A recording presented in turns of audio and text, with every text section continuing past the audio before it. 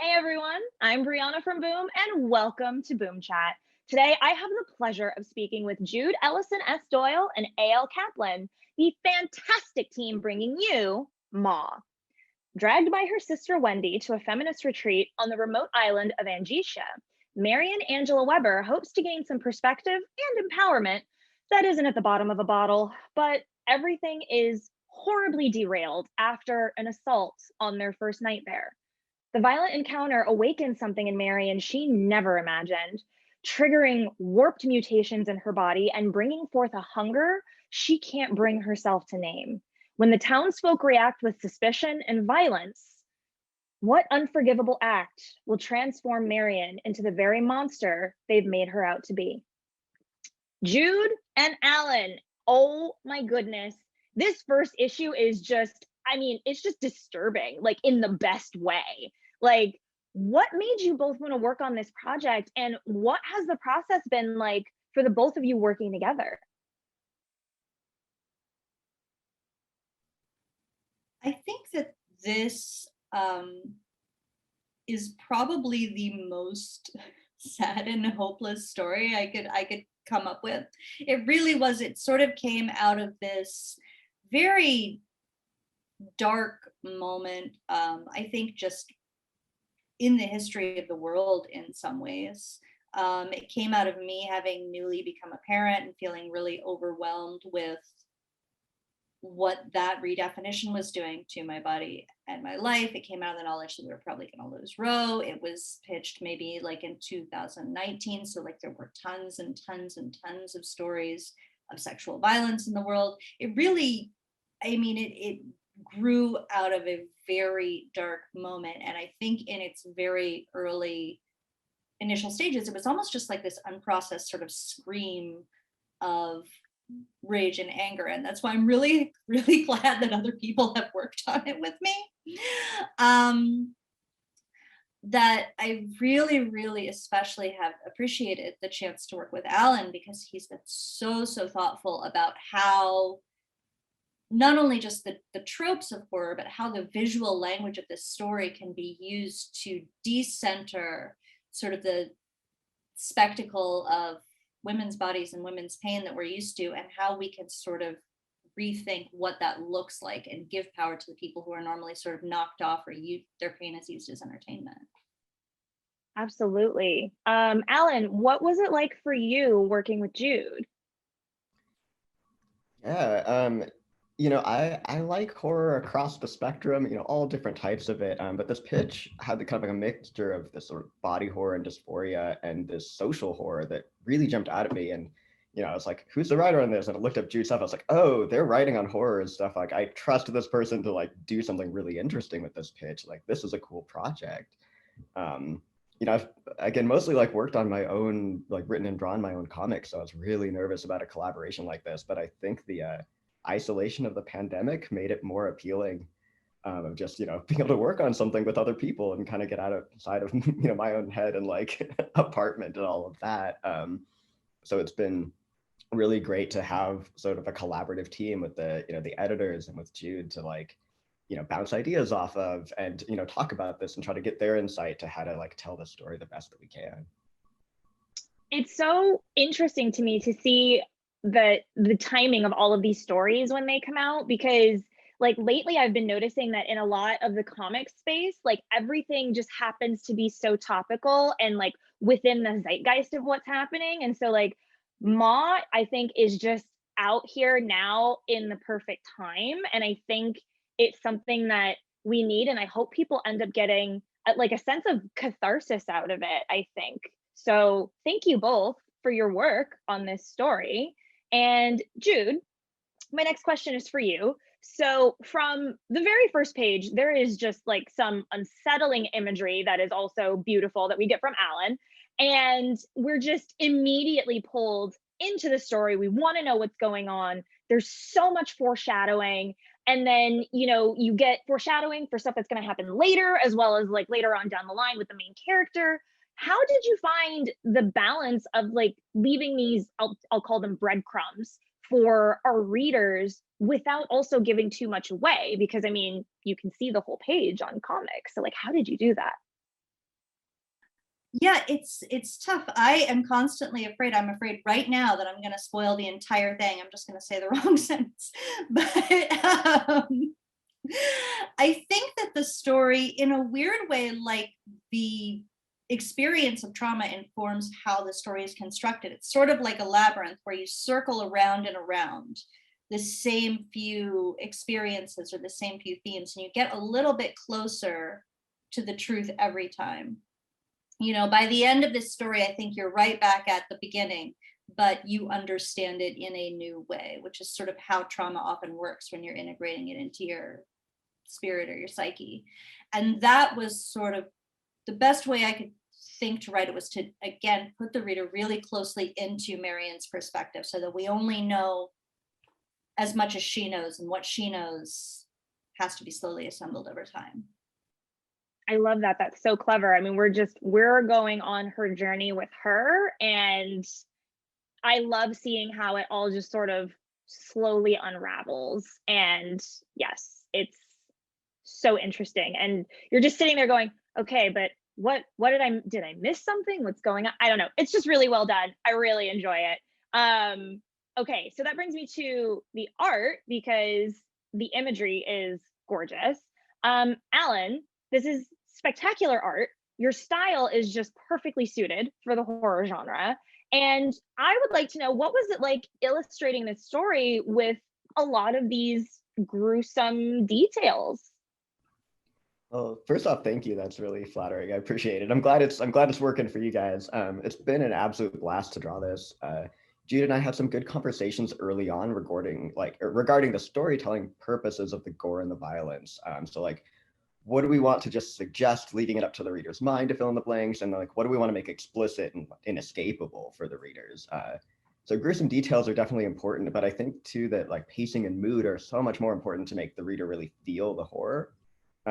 So I've enjoyed working in like repeated imagery, playing around how scenes are staged in order to really sell the mood, like who's larger in a panel, things like that. And the larger violent scenes in this story generally serve the like narrative purpose of releasing the tension that's been built up. So they have a kind of a theatrical quality to them that I really like, that's grounded by, hopefully, the undercurrent of real emotion going on. Yeah, no, none of it seems superfluous. Like everything that happens, like, is there for a reason. And I just think it all works very, very well together. So thank you for your work on that. I mean, I'm just going to keep thanking you both for your work, because it's so brilliant. Okay, so my next question. Although we all love a good horror story, the series also really tackles the very, very heavy topic of sexual assault. What is it, Jude, I'm going to ask you first, what is it that you hope your readers might take away from following Marion as she deals with the repercussions of this very traumatic event? I think what, again, is really exciting about this is the opportunity to sort of take you inside someone's perspective. I, have grown up in the edgy 90s and 2000s, and it's pretty common for rape or sexual assault to make it into horror. And this genre has a long, long history of doing that really super well. Even in places where you wouldn't expect to find it, like Ms. 45, which like is a 1981 super cheesy movie, but it's also pretty smart about systemic misogyny, right? Like you can use these stories to get into taboo parts of the human experience. I think From Hell does that. I know Alan Moore is a weird dude, but I read that in college and I was like, yeah, misogyny, it's bad. But like, you can also use it in a way that is cheap, in a way that is using someone's body and their pain as a special effect, as like, look at how gory this can be. So I think that this story, my aim for it is to put rape and sexual assault into its social context, where like Marion has a sexual assault history, but she is never the only person in the story who has a history of gender violence. That it's always, a manifestation of a social order that makes certain people's bodies super vulnerable. And that we are really following her reaction to it more than we are looking to the assault itself as some sort of super gory scene. That the horror is living in a world where you have trauma that you don't know what to do with, and where people are largely indifferent to it, and what it does to a human person, to a human soul, to believe that you can be in pain all the time and nobody's going to come and help you, nobody's going to care, you know? Yeah. Oh my gosh, it's so heavy, but it's so real, and it's something that sadly, a lot of people have to deal with. And for me personally, I think it's wonderful that this story is out there so that other people know that they are not alone. They are not alone in their trauma. They don't have to hold on to their trauma, just them. There are, things that will help you. There are people that will help you. There are hotlines that will help you. And so I really enjoy and appreciate that this story is putting a spotlight on something that is so important that doesn't really get talked about in a very serious way. I have spoken enough. Alan, what do you hope that the readers take away from this story? Yeah, well, I mean, I think both of you were very eloquent on it. So I don't have very much more to add other than yes to all of that. But empathy, right? I hope that if this, again, as Jude says, like putting you in the mind of someone else. That's the beauty of writing a story and reading a story, is just kind of getting that perspective. So I hope empathy, and if any of it is at all spectacle, I hope that gives catharsis. Jude and Alan, the retreat seems to hold something more than just what the retreat says it has. It feels like it's got something maybe darker, more sinister on the back end.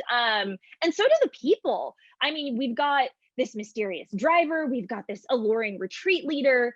Marion and Wendy seem like they might be in for more than they bargained for. I would like to know, Alan, I'm gonna have you answer first. What went into creating these characters and their designs? Yeah, I think this is an interesting question for a project like this that's so collaborative, right? Jude is the definite architect and progenitor of all the characters and what they do and why they are and how that affects the story. I was given lots of reference images and descriptions about the characters from Jude, and I was also given kind of a character sheet that had been used for cover artists. So that all kind of got translated through my own style. And then Fabiana, our colorist, translates that through her style with the color choices she's using and how she decides to depict everyone. And then, Cardinal, the letterer, does the same thing with like, what's the font style? Where are the balloons placed? What do the balloons' tails look like? And all of that. And, there's obviously editorial oversight, thinking about all of these things too. So it's kind of a, everyone in the process is really designing these characters. So I can't claim ownership over the character design in a more like typical sense, like what do they look like? But what I think my job here is using those designs to tell the story, and like designing their postures, how they carry themselves, things like that. How does this character as a person react in the background when someone else is talking? Like all of that. So a lot of the character experiences in this are pretty outside of my own experience, and my own ability to kind of immediately identify with what's going on with them. So it's been a really great exercise in empathy for me, of just like figuring out how to put myself in them and inhabit their bodies and their lives to tell their story with what I hope will be the right touch of humanity and empathy to make it work. Wonderful. Jude, what went into the character creation and designs on your end? Yeah, I've been so excited by Alan's character designs too. It's really hard because like a lot of the script was just like, Marion looks a little bit like 70s Patti Smith, but super gross. And he's been able to like find a lot of like, it's really hard to draw Marion because she has to go back and forth between these very gross extremes of body horror, and you still need to be able to track her as a person. And he's done that so beautifully.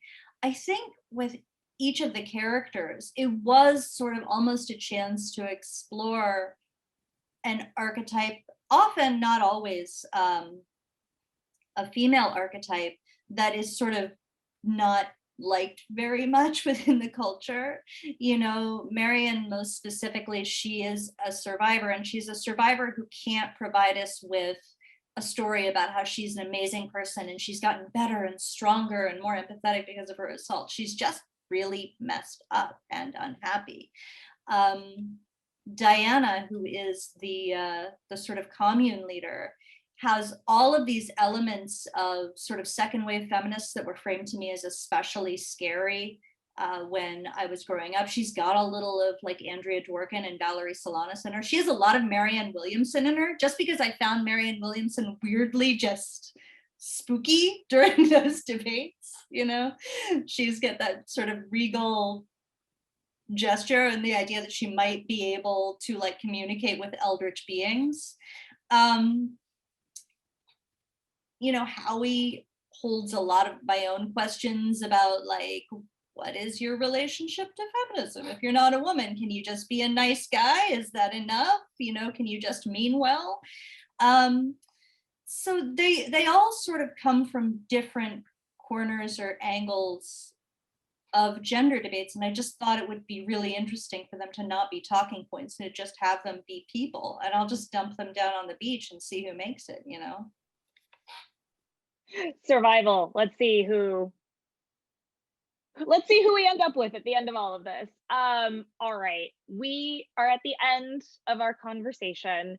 Jude and Alan, sincerely, thank you both so much for your time today. It has been so wonderful chatting with you about your upcoming comic that's coming out. I am so thrilled for everyone to pick it up, get it in their hands. And for those of you watching at home, be sure to pick up MAW #1 in stores now. If you want to stay up to date on all of our amazing content, remember to subscribe to our YouTube channel and click that notification button.